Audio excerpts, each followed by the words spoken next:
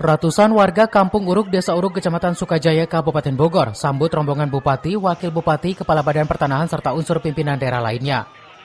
409 sertifikat tahap awal langsung diberikan ke penerima surat oleh pemerintah Bogor, usai dibuat Badan Pertanahan Nasional 1 Kabupaten Bogor. Hal ini merupakan hasil kerja cepat BPN dan Bupati Bogor. Kita hari ini membagikan 409 sertifikat kepada warga di dua kecamatan Nanggung, Kecamatan Sukajaya, Cigudat, mohon maaf, yang kita laksanakan di Kampung Uruk, itu ada 409 sertifikat. Ini merupakan tahapan awal dari kami ingin menuntaskan terkait dampak dari bencana di tahun 2020. Bahkan yang dapat sertifikat pun itu ada yang dampak bencana dari tahun 2004.